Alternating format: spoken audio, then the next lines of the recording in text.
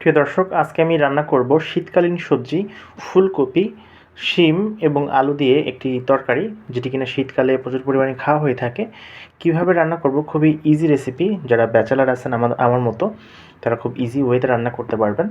আপনাদের বেশি কিছু করতে হবে না। আমি এখানে পেঁয়াজ কুচি নিয়ে নিয়েছি এবং মরিচ নিয়ে নিয়েছি পরিমাণ মতো, এবং সবজিটা আগে থেকে কেটে নিয়েছি।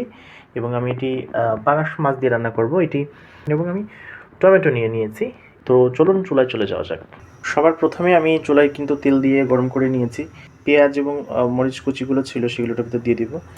এটা আমাদের কিন্তু এটার ভিতরে কিন্তু আমি মাছটা ভেজেছি, তো সেহেতু মাছের যে তেলটা ছিল সেটা ছেড়েছে। তো এটা তেল বেশি মনে হচ্ছে এমন না, এটা হচ্ছে মাছের তেল।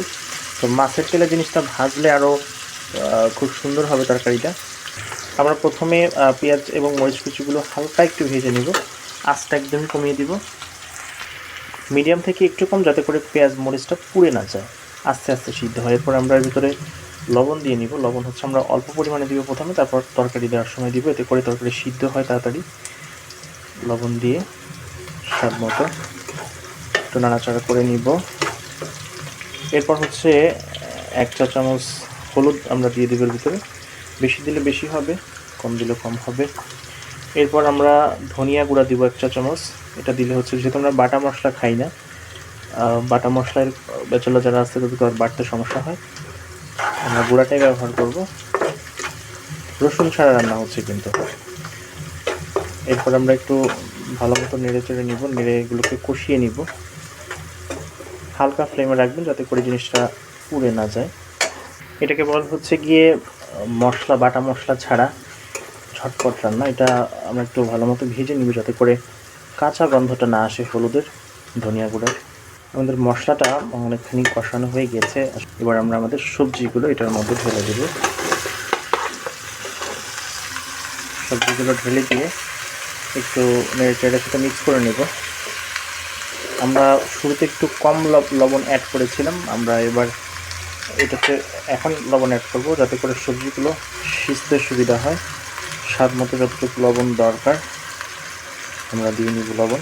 এরপর আমরা সবজিটাকে খুব সুন্দরভাবে নেড়েচেড়ে দেব। সবজিটাকে ভালো মতো মশলার সাথে মিক্স করে নিয়েছি। আমরা 3টি ধাপে এটাকে কষাবো। শীতকালীন রান্নার মজাই আলাদা, কারণ হচ্ছে গিয়ে খুবই রঙিন সবজি থাকে। মশলার সাথে ভালো মতো মিশিয়ে এবার এটাকে হচ্ছে গিয়ে আমি এটাকে ঢেকে দেব। 2 মিনিটের জন্য ঢেকে দেব যাতে করে এই সবজি থেকে পানিটা ঝরবে। তারপর আমরা দ্বিতীয় স্টেপ শুরু করব। ফিরে আসলাম 2 মিনিট পরে। আমাদের সবজিটা থেকে কিন্তু অনেকটা পানি ছেড়েছে, সেহেতু আমাদের এক্সট্রা পানি দেওয়ার দরকার নেই। এটাই আমাদের সবজিটা কষানো হয়ে যাবে। আমরা কষানো পর্যন্ত এটাকে ভালো মতো নেড়ে চেড়ে নিব যাতে করে উপর নিচে সব সবজিগুলো ভালো মতো কষানো হয়ে যায়। তো যারা ব্যাচেলার আছেন, বাটা কোটার ঝামেলা ছাড়া এরকম রান্না করতে পারেন। এবার এটাকে আমরা পানিটা শুকানোর আগ অবধি ঢেকে ভালো মতো কষিয়ে নিব। কষানো শেষ হওয়ার একদম আগ মুহূর্তে আমরা টমেটোগুলো দিয়ে দিব, যে টমেটোগুলো কেটে রেখেছিলাম। কারণ হচ্ছে টমেটো দ্রুত গলে যায়, এই জন্য টমেটোগুলো সবার শেষে দিব। এবং সবার শেষে দিয়ে এটাকে মিক্স করে আমরা লাস্টে এই যে কষানোর আর একটু পানি কমার জন্য অপেক্ষা করব। এটাকে ঢেকে দিব। আমাদের সবজিটা কষানো হয়ে এসেছে। এবার আমরা পরিমাণ মতো ঝোলের পানি দিয়ে দিব। যতটুকু আমরা খাবো ঠিক ততটুকু পরিমাণ ঝোলের পানি আমি অ্যাড করে দেবো এখানে। ঝোলের পানি অ্যাড করে দিয়ে আমরা এটাকে মিক্স করে আমরা এটাকে ফাইনাল স্টেজের জন্য রেখে দিব। ফুল ফ্লেমে একদম ঢেকে দিব। ঢেকে দিয়ে 5-7 মিনিট আমরা এটাকে ফুল ফ্লেমে জাল করব। 7 থেকে 10 মিনিট জাল করার পরে আমাদের সবজিটা অনেকটা পানি শুকিয়ে এসেছে, ঝোলের পানি মিডিয়াম পর্যায়ে এসে পড়েছে। এবার আমরা আমাদের মাছগুলো দিয়ে দিব, যে মাছগুলো আমরা ভেজে রেখেছিলাম আগে থেকেই। এটাকে মাছের মধ্যে ডুবিয়ে দিব, ভালো তরকারির মধ্যে ডুবিয়ে দিব। এবং আমরা আরও 5-6 মিনিট মিডিয়াম হাই ফ্লেমে জাল করব যাতে করে ঝোলটা আর একটু শুকিয়ে যায়। আমাদের সবজিটা কিন্তু 99% হয়ে এসেছে, আর 1% বাকি আছে, সেটা হচ্ছে জিরা গুঁড়া দিতে হবে। যারা ব্যাচেলার আছেন তারা হচ্ছে গিয়ে এরকম একটা হামাম দিস্তা কিনে নেবেন।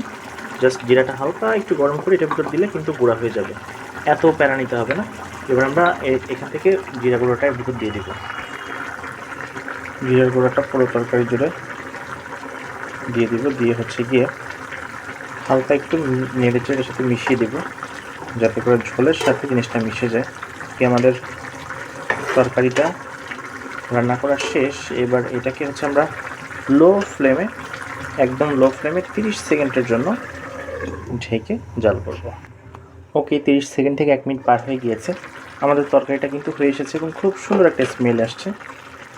এটার মধ্যে যদি একটু ধনে পাতা দেওয়া যেত, যেহেতু এখন শীতকাল, ধনে পাতা পাওয়া যায়, আরও জমে যেত। ধনে পাতাটা বাসায় নিয়ে আপনারা অবশ্যই অ্যাড করে নেবেন, আরও চমৎকার স্বাদ পাবেন।